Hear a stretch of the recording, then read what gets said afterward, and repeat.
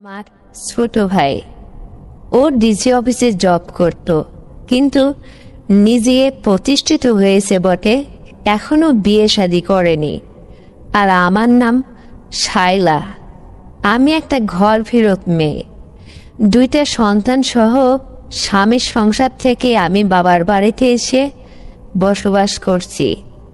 শ্বশুর বাড়িতে তার সাংসারিক অবস্থা এতটাই খারাপ ছিল যে আমার স্বামী মারা যাওয়ার পরে আমার দুইটা সন্তান এবং আমার দায়িত্ব নেওয়ার মতো কোনো ব্যক্তিই ছিল না। বাধ্য হয়ে আমার বাবার বাড়িতে আমি চলে আসলাম। বাবার যথেষ্ট চলার অবস্থান, সাংসারিক অবস্থা খুব ভালো ছিল। আর এদিকে আমার একটা মাত্র ছোট ভাই, ওর নাম খায়রুল। ও ডিসি অফিসে চাকরি করে, বেশ ভালো রকম একটা স্যালারি পায়। আর বাবা অবসর। বাবার চাকরি চলে যাওয়ার পরে বাবা পেনশনের টাকায় বেশ চলে যায়। আমার মা বেঁচে নেই। খায়রুলও বিয়ে শাদী করে না। আমার আর একটা ছোট বোন ছিল, ও সবেমাত্র বিয়ে হয়ে গেছে। ভাগ্যিস আমার স্বামী মারা যাওয়ার পরে এই সংসারে আমি চলে আসছি। তা না হলে খায়রুল আর আমার বাবাকে কে রান্না বান্না করে খাওয়াতো? এই সংসারে মেয়ে বলে আর কেউ ছিল না। তারপরে যা হোক, আমার স্বামী চলে যাওয়ার পরে আমি শ্বশুরবাড়ি থেকে যখন আমার দুইটা সন্তান সহ বাড়িতে এসে বসলাম, বাবাকে বললাম, বাবা, আমাকে তোমরা কিছুটা দিন এইভাবে রাখো আর দেখে শুনে খোঁজে থাকো। ভালো একটা পাত্র পেলে, হয়তোবা কারোর বউ চলে গেছে, বউ মারা গেছে, অথবা ওই সংসারে তার একটা দুইটা সন্তান আছে, এরকম সংসারে দেখে শুনে আমাকে বিয়ে শাদী একটা দেওয়ার চেষ্টা করো। তা না হলে আমাকে আর তো কোনো যুবক ছেলে বিয়ে করবে না, কারণ আমি দুই সন্তানের মা। আমার চেহারা সুরত যতই সুন্দরী হোক, তাই বলে কি কোনো যুবক ছেলে আমাকে বিয়ে করবে? খায়রুল আমাকে বলতো, বড় আপু, তুমি কোনো চিন্তা করো না, আমি তো এখনো বিয়ে শাদী করিনি, আমার আগেই তোমাকে বিয়ে শাদী দিয়ে দেব। আর টাকা পয়সা যা লাগে সেদিকে চিন্তা করো না, তুমি শুধু খাবে দাবে, নিজের দুইটা সন্তানকে এই সংসারে থেকে মানুষ করতে থাকো, তোমার কোনো অভাব নেই, আমি আছি তো। আমি খায়রুলের কথা অতটাও তখন বুঝিনি, আসলে খায়রুলের মনের মধ্যে কি বইছিল। তারপরে এক যায় দু যায়, খায়রুল না চাইতেই আমাকে শখের গহনা এনে দেয়, দামি দামি শাড়ি কাপড় নিয়ে এসে দেয়। আমার দুইটা সন্তানের খুব সেবা যত্ন করতে লাগলো। খায়রুল যেন এমনই সব কিছু আমাকে দায়িত্ব নিয়ে দেখাতে লাগলো যে কোনো মেয়ের স্বামীও এতটা করে না, যেটা খায়রুল দিনের পর দিন করতে লাগলো। তাছাড়া খায়রুল আমার বিয়ের আগে লেখাপড়া জীবনে ও অনেক রকমভাবেই আমাকে দেখতো, এটা তার বদ অভ্যাস ছিল। বেশ, আমি ওর কাছেই থাকতাম, লেখাপড়া করাতাম। রাত্রে ও যখন শুইতো আমাকে জড়িয়ে জড়িয়ে ঘুমিয়ে থাকতো আর বলতো, বড় আপু, তোমার বিয়ে হয়ে গেলে আমার কি হবে? আমার এই পুরনো বদ অভ্যাসটা আমি ত্যাগ করতে পারবো না, আমি তো একা হয়ে যাব। আজ যেন খায়রুল কপাল গুনে তার হাতেই পেয়েছে আমাকে। এখন এক ঘরে তো আর থাকা সম্ভব না। খায়রুল এখনো মাঝে মধ্যে বলে, আপু, যদি তুমি বলো তোমার কাছে শুলে হয় কি, আমরা তো ভাই বোন। আমি বলি, আরে পাগল ছোকরা, তুই এখন বড় হয়ে গেছিস, তাছাড়া আজ বাদে কাল বিয়ে করবি, এটা কেমন দেখায়? বলে, বৃদ্ধ বাবা, তার কথা ছাড়া তো সে এই সমস্ত কিছু বুঝবে না, সে তো কন্যার এক রুমে পড়ে পড়ে ঘুমায় রাত হলে। তুমি আর আমিই তো এই বাড়িতে, এত না করছো কেন? আমি খায়রুলের কথাটা তখনও ঠিক বুঝতে পারিনি। তারপরে খায়রুল আমাকে বিকেল হলে ঘুরতে নিয়ে যায় তার বাইকে করে, নানান রকম আমাকে ভালোবাসা দেখাতে লাগলো। আমাকে সে সবসময় মন জুগিয়ে চলতে লাগলো। বিকেল হলে রাস্তার মোড়ের ফুচকা খাওয়া, নানান রকম। সে আমার মন জুগিয়ে চলাইতে চলাইতে এক পর্যায়ে যেন সে আমার মনের মধ্যে একটা জায়গা করে নিল, যদিও সে আমার ছোট ভাই। হঠাৎ করে একদিন ওর সাথে আমি বিকেলবেলা ঘুরতে যেয়ে নদীর পাড়ে বসলাম। খায়রুল আমাকে একটা প্রশ্ন করলো, বলল, বড় আপু, আজকে তোমাকে একটা প্রশ্ন করব, আমার কথার উত্তর দিতেই হবে তোমাকে। আমি বললাম, কি প্রশ্ন রে পাগল, কর না। এমন কি আছে যেটা তোর বন্ধুকে বলতে পারবে না? বল। বলছে, সত্যি করে বলো তো, তোমার হাজবেন্ড মারা যাওয়ার পরে আসলে তুমি যেরকম একটা জীবন যৌবন বলতে একটা মেয়ে, যদিও তুমি আমার বড় আপু, তোমাকে বলতে আমার ভীষণ লজ্জা হচ্ছে, তবুও না বলে আর পারছি না। তোমার কষ্ট, এরকম কষ্ট চোখের সামনে দেখে আর নিজের সহ্য হয় না। আমি বললাম, হ্যাঁ রে পাগল ছেলে, তুই এখন বড় হয়েছিস, তুই বুঝিস না একটা যুবতী মেয়ের জীবন থেকে স্বামী চলে গেলে সে কতটা অসহায় হয়ে পড়ে। ঠিক আমিও এরকম। কাকে এই কথা বলবো রে খায়রুল? আমার কথা শোনার মতো পৃথিবীতে কোনো মানুষই নেই। আসলে খুব কষ্ট হয় রে, রাত আসলে তোর দুলাভাইকে খুব মিস করি আমি। আসলে সংসার জীবনে, দাম্পত্য জীবনের যে একটা সুখ আহ্লাদ খায়রুল, তুই তো এখনো বিয়ে করিসনি, তা তুই কিছুটা হলেও অনুভব করতি যদি বিয়ে করতি। খায়রুল তখন বলল, হ্যাঁ, আমি এই সমস্ত কিছুটা বুঝতে পারি বিদায় আপু তোমাকে এই প্রশ্নটা করলাম। আমি যদি তোমাকে একটু সহযোগিতা করতাম তাহলে নিজেকে ধন্য মনে হতো, কারণ টাকা পয়সা, তোমার সমস্ত জীবনের প্রয়োজনীয় জিনিসপত্র কোনো কিছুতেই তো আমি কম দিচ্ছি না, আরও দেব যদি তুমি আমার কথা মতো চলো। তোমার কষ্ট দেখতে আর আমার ভাল লাগে না। আমি বললাম, বলিস কি রে, তুই তো যথেষ্ট করছিস আমার জন্য, তবে আর কি করতে চাস? তখন খায়রুল বলল, আপু তুমি এখনো বুঝতে পারোনি, আসলে তুমি যখন যুবতী ছিলে, কলেজে পড়াশোনা করতে, আর আমিও যখন হাই স্কুল জীবনে এসএসসি পরীক্ষা দেব, বলতে গেলে তখন অতটা বুঝতাম না। সে সময় তোমাকে জড়িয়ে ধরে আমি শুয়ে থাকতাম, ভীষণ ভালো লাগতো। আসতেও ইচ্ছে করে তোমার সাথে এই অবস্থায় যেন থাকতে পারি। আমি বললাম, তাই নাকি রে? তাহলে তো বেশ ভালো, তো আজকেই থাকবি কেন? আমি তোকে নিষেধ করছি? খায়রুল বলল, মা, তুমি নিষেধ করনি, কিন্তু সেদিন আর আজকের দিন তো অনেক ব্যবধান। তুমি বিবাহিত মেয়ে, তাছাড়া তোমার 2টা সন্তান হয়ে গেছে, আর আমিও এখন যুবক হয়ে উঠছি, আজ বাদে কাল বিয়ে করব, চাকরিও পারছি, নিজের জীবনটাও গঠন করে ফেলছি। আসলে তোমাকে এই মুহূর্তে সেই সবের কথা বলতে ভীষণ লজ্জা পাচ্ছিলাম। আজকে নদীর পাড়ে বেড়াইতে আসছি, এই ছলে তোমাকে ফ্রি মাইন্ডে কথাটা বলে ফেললাম, বাস এতটুকুই। খায়রুলের কথায় আমি দারুণ মুগ্ধ হয়ে গেলাম যে ওর মধ্যে থেকে এখনো ছেলে মানসিকতা গেল না। তাই ওকে আমি বললাম, ঠিক আছে, আজকে রাত্রে তুই আমার খাটে ঘুমাবি, তোর 2টা ভাগ্নে মাঝখানে থাকবে, তুই ওপাশে থাকবে, আমি এই মুড়ে থাকবো, দুই ওখানে বেশ গল্প করতে করতে ঘুমানো যাবে। যখন তুই বিয়ে করবি তখন তো আর এই সুযোগ পাবি না তুই, আমি যত তোকে বলি। খায়রুল বলল, আপু তুমি যদি সুযোগ করে দাও আমি জীবনে কোনোদিন বিয়েই করব না, কারণ বিয়ের স্বাদ সেদিনে আমার মনের মধ্যে থেকে মুছে ফেলেছি যেদিন আমার প্রেমিকা আমাকে শেখা দিয়ে অন্য ছেলের হাত ধরে বিয়ে করছে। সেদিনই বিয়ের স্বপ্নটা আমার মন থেকে আমি মুছে ফেলছি। দেখো না, আজকে সরকারি জব করি, তবু বাবা এত করে বলে এই সংসারে তোর মা নেই, তোর বোনটার বিয়ে হয়ে গেল, ছোট বোনটার, তোর বড় বোনটার কি হাল? তুই একটা বিয়ে শাদি করে একটা গৃহিণী সংসারে নিয়ে আয়, তাছাড়া তোকে রান্না বান্না করে খাওয়াবে কে? আমি কোনো বাবার প্রশ্নের উত্তর দিতাম না।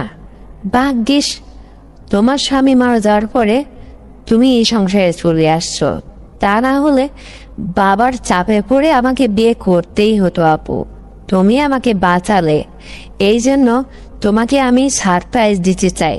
তাছাড়া এখন যেহেতু তুমি এই সংসারে আসছো, আর আমি বিয়ের কথা ভাবছি না মোটেও। তখন আমি বললাম, কেন? বিয়ে করতে আর তোকে নিষেধ করলো কি রে পাগলা? তুই বিয়ে করে ফেলবি। খায়রুল বলে, না না, আমি যদি বিয়ে করি তাহলে আমি তোমাকে এতটা খেয়াল খুশি রাখতে পারবো না। দেখো না, ঘরে বউ নেই বলে তোমার শাড়ি কিনে দিই, গহনা কিনে দিই, আমার যখন যেটা মনের মধ্যে ইচ্ছা হয় কিনে নিয়ে এসে তোমাকে শুধু সাজাইতে ইচ্ছা করে। কারণ তুমি এত সুন্দরী একটা মেয়ে, রূপবতী, গুণবতী, তাছাড়া যৌবনবর্তী। তোমার পায়ের থেকে মাথা অবধি সব কিছু আমার প্রাণ ছুঁয়ে যায় এবার অপু। আমি শুধু লজ্জা করে তোমাকে বলতে পারি না, সাহসে কুলায় না। আজকে চলার ছলে, কথার ছলে তোমাকে বলে ফেলছি মনের কথাটা, তুমি কিছু মনে নিও না। তুমি যদি এবার রাগ করে বসো, এই ভয়ে বলি না আমি বললাম, আহারে পাগল ছেলে, কেমন করে আফসোস করছিস? এদিকে আমার স্বামী নেই, কতটা কষ্টে আমার জীবন যাচ্ছে, আবার তুই না এতটা ভালোবাসার পরেও এমন কথা বলছিস। আমি কি তোকে ধরে রাখছি আর না করছি? এই কথা শুনে যেন খায়রুল ভীষণ আনন্দ পেল। তারপরে আমরা নদীর পাড় থেকে সন্ধ্যা হলো বাড়িতে ফিরে আসলাম। আসার পরে তারপরে মনে মনে ভাবতে লাগলাম যে আসলে খায়রুল তো আর সেই ছোট খায়রুল নেই, এখনো যুবক বয়স, ও বড় হয়েছে। ওকে আমার পাশে রাখলে যদি একটা কিছু হয়ে যায় অন্যরকম, এটা ভাবতে লাগলাম। আমি চিন্তা করলাম, হয় হবে, আমিও তো কতদিন এইভাবে আছি, তাছাড়া একা একা আর কতদিন? এই বিধবা জীবনে দুইটা ছেলে মেয়ে সহ আমাকে এই বয়সে কেই বা নেবে? যতই আমি হুষ্টপুষ্ট আর নাদুস নুদুস খোল ভাড়া হই না কেন, একটা বিধবা মেয়েকে কখনো কি নিতে চায় সহজে? আসলে ওই বুড়ো জামাই আসবে, দরকার কি? খায়রুল যদি আমাকে এই বিষয়ে কোনো সহযোগিতা করতো তাহলে আমার মনে ভালোই হতো। তাছাড়া ও তো আমার সবসময় টেক কেয়ার করছে, যথেষ্ট। একটা স্বামীও তার বউয়ের জন্য এত শখের জিনিস নিয়ে এসে দেয় না। আমাকে মনেই হচ্ছে না উপরে দেখে যে আমার স্বামী মারা গেছে বা আমি একটা অসহায় মেয়ে। কারণ যে মেয়ের জীবনে স্বামী থাকে না সে তো বলতে গেলে অসহায়। কিন্তু খায়রুল যেন গহনা কিনে দিয়ে, নতুন নতুন শাড়ি, নতুন নতুন সালোয়ার কামিজ, নতুন নতুন বোরকা, চলার স্টাইলটাই যেন সব কিছু আমাকে বদলে দিয়েছে। এমন অবস্থায়ও আমাকে সাজিয়ে গুজিয়ে মনটা ভরে রাখে, যেন বোঝা যায় না যে আমার স্বামী নেই, অন্য কেউ বুঝতেই পারে না। আর সেই খায়রুলকে আমি কেমন করে তার মনে ইচ্ছাটা অপূরণ রাখবো, এই ভেবে সেদিন রাত হলো। বাবাকে একটু, বাবার কাশি হয়েছিল, ওষুধ খাই ঘুমিয়ে দিলাম, বাবা ঘুমিয়ে পড়ল। এদিকে খায়রুলের রুমটা ছিল মাঝখানে, আমি থাকতাম আর কর্নারের রুমে দুইটা বাচ্চা কাচ্চাকে নিয়ে। সেদিন ফ্লোরে দুইটা বাচ্চার বিছান দিলাম। দুইটা বাচ্চাকে নিয়ে খেলতে খেলতে দুইটা বাচ্চা একসময় ঘুমিয়ে পড়ল। তারপরে রাত যখন 11টা বাজলো, খায়রুল ওর রুমে টেলিভিশন দেখছিল। খায়রুল সোজা আমার রুমে আসলো, বলছে, বড় আপু তুমি কি ঘুমাচ্ছ? আমি বললাম, না দে, তোর ভাগনা দুটা দে, ঘুমাইলাম, ওরা এখন ঘুমিয়ে পড়ছে, তুই না আমার রুমে থাকবি বলছিলে। আমি বললাম, এই কথা বলতেই খায়রুল বলছে, হ্যাঁ আমি তো থাকবো, কিন্তু কই, তুমি তো আমার রাখছো না। যদি তুমি আবার কিছু বলো। আমি তো তখন কথার কথা বলছিলাম, সত্যি রাখবে নাকি? আমি বললাম, হ্যাঁ, আমি কি তোর সাথে ঠাট্টা করছি নাকি? এই জন্য তো তোর বাগনা দুটারে ফ্লোরে ঘুমাইছি, যাতে তোর ঘুমের কোনো কষ্ট না হয়। একথা বলতেই খায়রুলের নিজের রুম খায়রুল তালা মেরে বন্ধ করে দিয়ে সে সোজা আমার রুমে চলে আসলো। তারপরে খায়রুল খাটের উপরে শুয়ে ঘুমাতে লাগলো। আমার রুমে একটা টেলিভিশন ছিল, টিভিটা অন করে দিলাম। আস্তে আস্তে টেলিভিশনের সাউন্ডটা দিয়ে ওর সাথে আমি গুনগুন করে ওর দিকে ফিরে কথা বলতে লাগলাম। খায়রুল দেখি লজ্জায় মুখ রাঙিয়ে অন্যদিকে তাকিয়ে কথা বলে, ও চোখটা আমার দিকে ফেলায় না। আস্তে আস্তে করে খায়রুলকে লজ্জা ভাঙানোর জন্য বললাম, রিমোট টেনে টেলিভিশনটা বন্ধ করে দিলাম। বললাম, রাত 11টা পার হয়ে গেছে, ঘুমাতে হবে, শুয়ে পড়। তাই বলে লাইটটাও নিভিয়ে দিলাম, ফ্যানটা জোরে ছেড়ে দিলাম। প্রচুর গরম পড়ছিল সেদিন। তারপরে আমি জাস্ট একটা নাইটি আর নিচে একটু ব্রা ছিল, এই পরে শোয়ার চেষ্টা করলাম। আর দেখলাম যে দেখি খায়রুল কি পরে। তারপরে খায়রুল এ কথা সে কথা বলতে বলতে ওকাত ফিরে ঘুমালো। আমি এদিকে কিছু সময় বাদে বললাম, কিরে, তুই না বলছিলি আমার কাছে শুবি, তো ওদিক ফিরে কেন? এদিকে ঘোর। এ কথা বলতেই খায়রুল বলছে, তুমি আগে ঘোরো।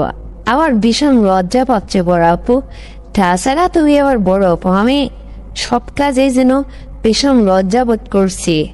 তাছাড়া আমি তোমার কোনো কিছুই অভাব রাখবো না, কিন্তু কি করে যে তোমার সাথে তোমাকে এই সমস্ত কিছু বলি।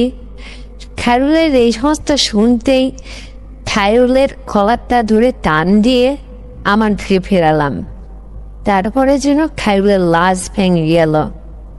আমাকে বলছে, শোনো, তুমি যদি সারাটা জীবন এভাবে আমাদের বাড়িতে তোমার 2টা সন্তান নিয়ে থাকো, আমি সারা জীবন তোমাকে কথা দিলাম বিয়ে শাদী করব না, তোমার দেখাশোনা ঠিক করব, তোমার সংসারে যা কিছু লাগে সব কিছু আমি দিব তোমাকে, স্বামীর অভাব তোমাকে কখনোই আমি বুঝতে দেব না, শুধু তুমি যদি আমার একটু টেক কেয়ার করতে।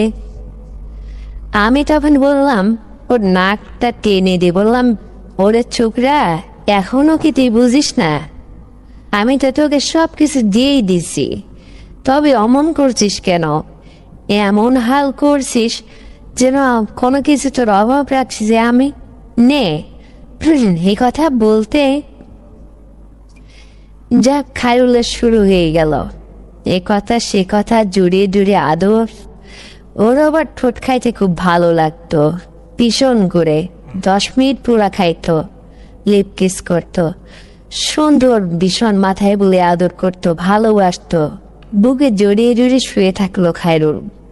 তারপরে দুজনের গল্পের ছলে আদর ভালোবাসার মাখামাখির পিছন দিয়ে একসময় মনের অজান্তে, তোমরা তো বুঝতেই পারছ, অনেক কিছুই হয়ে গেল। একবার না তাও 3 বার। সেদিন বেশ আনন্দ হচ্ছিল আমার, পুরো ঘাটা কেমন ছমছম করেছিল। মনের মধ্যে এতটা উৎফুল্ল হলো যে আজকে আমি স্বামীর বাড়ি থেকে বাবার বাড়িতে আসলাম।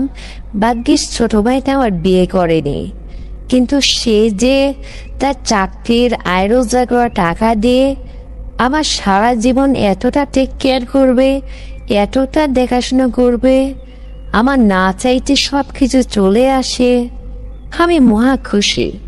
শুধু একটা জিনিসের অভাব ছিল, সেটাও যেন খায়রুল পূরণ করতে লাগলো দিনের পরে দিন। তোমরা তো বুঝতেই পারছো। এইভাবে ক্ষণে ক্ষণে দিনে দিনে এইভাবে দিনের পর দিন চলতে লাগলো। তারপরে এক পর্যায়ে 5-7 বছর ওর সাথে আমার এইভাবেই চলতে লাগলো। আবার সন্তান দুটো তখন স্কুলে ভর্তি করে দিলাম, ওরাও লেখাপড়া চালিয়ে দিতে লাগলো। চিন্তা করলাম, ওদের বুদ্ধি হওয়ার পরে, মানে ওরা বড় হওয়ার আগেই খায়রুলের কোনো একটা ব্যবস্থা করা উচিত। কারণ আমার সন্তান দুটি যখন বড় হয়ে যাবে তখন ওরা বোঝা শিখবে, তখন ওদের কাছে কি পরিচয় দিব। তাছাড়া এভাবে চলতে চলতে আমার ভীষণ ভালো লাগলো। চিন্তা করলাম যদি একটা কিছু হয়ে যায় তখন মানুষের কাছে কি জবাব দেব।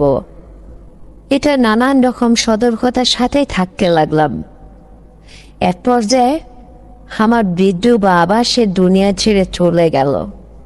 তারপরে খায়রুল আর আমি এই সংসারে। একদিন খায়রুল আমাকে বলল, বড় আপু, একটা কথা বলতে চাই তোমাকে। আমি বললাম, কি কথা রে, কি বলবি? আর কি তোর জীবনের বলার বাকি আছে? সারাটা জীবন আজ স্বামীর বাড়ি থেকে আজ 5-6টা বছর তোদের সংসারে আসার পরে তুই আমার পিছনে লক্ষ লক্ষ টাকা খরচ করে আমার শখের আপত্তিকর জিনিস পূরণ করেছিস। গহনা থেকে শুরু করে আমার ভবিষ্যৎ, আমার নয় ব্যাংকে টাকা জমাই যাচ্ছিস। কোনোদিন বিয়ে শাদী করলি না, শুধু আমাকেই খুশি করে চললি। স্বামীর অভাবকে জিনিস তুই আমাকে দিনের পর দিন বুঝতে দিলি না। আমি নাকি তোর কোল ভরা, আমাকে এরকম হুষ্টপুষ্ট আমার সব কিছু মেদযুক্ত দেখে তোর ভীষণ ভালো লেগেছে। তুই বলিস মাঝে মধ্যে যে এরকম বউ আমি কোথায় পাবো, এই জন্য তুই বিয়ে করতে চাস না। কিন্তু আর কতদিন এই সমাজের মানুষের কাছে আমাকে নিয়ে তুই কি কোনো পরিচয় দিতে পারবি? আমি তোর বোনই। তখন খায়রুল বলল, শোনো বড় আপু, আমি বাবা মায়ের কাছে শুনেছি যখন বাবা মায়ের কোনো সন্তানাদি কিচ্ছু হয়েছিল না, মানে বাবা মার বিয়ের যখন 5 থেকে 7 বছর পেরিয়ে গেছিল তখন বাবা মায়ের কোনো সন্তানাদি হয়েছিল না। সর্বপ্রথম তখন এই আমার মা ওই তার শ্বশুর শাশুড়ির এই সমস্ত খোটা বাজে কথা, এই সমস্ত কথার সম্মুখীন হতে লাগলো। তাই আমার নানা নানি তোমাকে কোথাও থেকে দত্তক নিয়ে এসে আমার মায়ের হাতে দিয়েছিল। আমার মা পুষে তোমাকে এত বড় করেছিল, তাই তুমি আমাদের বড় আপু। তুমি কিন্তু আমার বাবার জন্মানো মেয়ে না, আমার মায়ের গর্বে তুমি জন্মেওনি। তাই আমি বলি কি যে তোমাকে নিয়ে এসে যখন বড় করলো তার পরের বছরেই আমি জন্মেছিলাম। তারপরে আবার একটা ছোট বোন জন্মেছিল, ওর তো বিয়ে হয়ে গেল। কিন্তু তার আগ মুহূর্তে বাবা মার গর্ভে কোনো সন্তান ছিল না। তাই তুমি তো আমার আপন বোন না, আমার মায়ের গর্ভে তুমি জন্মাওনি, তুমি আমার সৎ বোন। কিন্তু এতদিন তো তোমাকে সেভাবে চলিনি, তোমাকে সেভাবে দেখিনি, আপন ভাই বোনের মতোই চলেছি, আর তোমাকে বড় বলবনেই জানি। কিন্তু আজকে তোমার সমস্ত কাজে সহযোগিতার হাত বাড়িয়ে দিয়ে আজকে এই হিসাবটা চলে আসলো। জীবনের এমন একটা পর্যায়ে এখন আমরা দুজন দাঁড়িয়ে আছি, তোমাকে যদি আমি আমার নিজের বউয়ের পরিচয় দিতে যাই তাহলে সেটাও সম্ভব হবে কেন? সেটা আমি বললাম যে কিরে, কেমন কথা বলছিস, কেন হঠাৎ তুই সারাটা জীবনের জন্য সঙ্গিনী করে নিতে চাস নাকি আমাকে? কিন্তু সেটা আমিও জানি যে হ্যাঁ, সেটা তুই পারবি, কারণ তোর সাথে আমার কোনো আসলে রক্তের সম্পর্ক না, নারের কোনো সম্পর্ক নেই। আমি পরের মেয়ে, তুইও পরের ছেলে। আসলে বাবা মা আমাদের ভাই বোন বলে পরিচয় দিয়ে নিজের সংসার রাখছে, তাই আজকের জীবনের এমন একটা মুহূর্তে তুই চলে আসছিস। তুই দেখ না, তুই কি আমার মধ্যে এতদিনে কিছু রাখছিস, আমার নিজস্ব কোনো জমানো কোনো কিছু যা আমি একটা ছেলেকে উপহার দেব? তুই দিনের পর দিন আমার জন্য আমার উপর নির্ভর করে বিয়ে শাদী করলি না। আজকে আমিও তোকে ছাড়া থাকতে পারছি না। তোর এই সমস্ত চলাফেরা আমাকে এত সুন্দর টেক কেয়ার করিস যেটা একটা স্বামীও করে না। তাছাড়া এই সমস্ত কারণে তোকে ভালোবেসে আবার সমস্ত কিছু আমি তোকে দিনের পর দিন উজাড় করে দিয়েছি। কখনো ভাবিনি, একটু দ্বিধা করিনি। তোর প্রতিও আমার একটা ভালোবাসা মায়া জন্মে গেছে রে। তখন খায়রুল বলল, তাহলে এখন এমন একটা পর্যায়ে বাবাও মারা গেছে, তোমাকে কে বিয়ে শাদী দেবে, কোথায় কি করবে? আর তাছাড়া আমরা এখন দুজনে এতদিন যেভাবে চলে আসতেছি, চাইলেই এতদিনে তো সন্তানাদি কবেই হয়ে যেত, কিন্তু সেটা তোমার সতর্কতায় আজ হয়তো হয়নি। আমি বলি কি, তুমি আর না করো না। আমরা কিন্তু চাইলেই বিবাহ বন্ধনে আবদ্ধ হতে পারি। তাহলে সারা জীবন আমি তোমাকে আমার বুকে জায়গা করে দিয়ে বউ হিসেবে রাখতে চাই। আমি একজন প্রতিষ্ঠিত ছেলে, সরকারি জব করি, কি নেই আমার মধ্যে? তাছাড়া এই সমাজের মানুষের কথা এত কান করো না। আমাদের ফাঁকা বাড়ি, বাড়িতেও কেউ অভিযোগ করার কেউ নেই। চাইলেই তুমি আমাকে বিয়ে করে নিজের স্বামী হিসাবে গ্রহণ করে নিতে পারো। আমি বললাম, সত্যিই বলছিস তুই? বলছে হ্যাঁ। আমি বললাম, তোর চেয়ে যে আমি বয়সে অনেক সিনিয়র, এটা কি হয়? খায়রুল তখন বলছে, আপু হবে না কেন, 100 বার হবে। তুমি যদি চাও অবশ্যই হবে। ও, আমি এত তোমার টেক কেয়ার করি, তাছাড়া তোমার স্বামী মারা যাওয়ার পরে জীবনে তোমার স্বামীর অভাবকে আমি তোমাকে বুঝতে দিয়েছি আমাদের বাড়িতে আসার পরে? আমি বললাম, না, একদমই না, তোমাকে তো সব কিছু দিয়েই। তখন খায়রুল বলল যে, আমি তো তোমাকে সব কিছু দিয়েই খুশি রাখেছি, তারপরেও তুমি আমাকে কেন না করবে? আমি কি তোমার জন্য কোনো কিছুতে অযোগ্য? তখন আমি বললাম, না রে খায়রুল, আসলে এই জন্য একটু নাখোশ করছি। এই সমাজের মানুষের মুখ কি করে আটকাবো বল? তুই ওদের মুখ ঠেকাইতে পারবি? এই সমাজের এক শ্রেণীর মানুষ আছে যারা অন্যের কটু কথা নিয়ে সবসময় পড়ে থাকে, বাজে মন্তব্য করে। তারা নিজেকে নিয়ে একটু সমালোচনা করে না, শুধু অন্যকে নিয়ে সমালোচনা করে। তাদের বলে বড্ড ভয় হয় জানিস। আমি বললাম, বড় আপু, আজকে তোমাকে একটা কথা বলি, একবেলা যদি তুমি না খেয়ে থাকো, তোমার পাশের বাড়ির ওই ধনী ব্যক্তিটা তোমাকে কখনো এক মুঠো ভাতের জন্য একটু সাহায্য করবে না। দুনিয়াটা বড় কঠিন। আমি বলি কি, আমি যেহেতু এখন প্রতিষ্ঠিত, তাছাড়া তোমার 2টা সন্তানকে লেখাপড়া করানো, তোমার দেখভাল করা, আর ওরা এখন বড় হয়ে উঠছে, এই 2টা সন্তানের মা জেনে তোমাকে এই বয়সে তুমি যতই সুন্দরী হও, কোনো ছেলে মেনে নেবে না। তারপরও সেখানে গেলে যদি সেই স্বামী নেশাখোর হয়, জুয়াখোর হয়, বা অন্যরকম হয়, তাহলে তো ভাগ্যর নামে ঝড় চলে আসবে। তাহলে আমি তোমাকে এটাই বলতে চাইছি যে আমাকে তুমি মেনে নাও। আমি যে প্রস্তাবটা দিলাম, তোমার ভবিষ্যতের জন্য লাভ হবে। তখন আমি বললাম, ঠিক আছে, তাহলে সেটা কিভাবে করবি? তখন খায়রুল বলল, আপু, সেটা কিভাবে আবার? কালকে শুধু আমার সাথে তুমি যাবে, আমরা কোর্টে গিয়ে কোর্ট ম্যারেজ করে ফেলবো, বাস। কেউ জানবে না, এতটা কাউকে জানাতেও চায় না, আমাদের সংসারে আমরাই থাকবো। তখন আমি বললাম, এমনভাবে কথাটা বললি যে তুই কোনোদিন সন্তান আদে নিতে চাস না? আমার স্বামী মারা গেছে, ভালো কথা। শ্বশুর বাড়ি থেকে আমি চলে আসছি, ভালো কথা। যদি ভবিষ্যতে তোর কারণে আমার যদি গর্ভে সন্তানাদি হয়, তখন এটার পিতৃ পরিচয়টা তুই দিবি, কিন্তু মানুষের মুখ কি করে ঠেকাবো বল? তখন খায়রুল বলল, তখনকারটা তখন দেখা যাবে, এখন তো আমরা কাজটা সারি, তারপরে আমরা।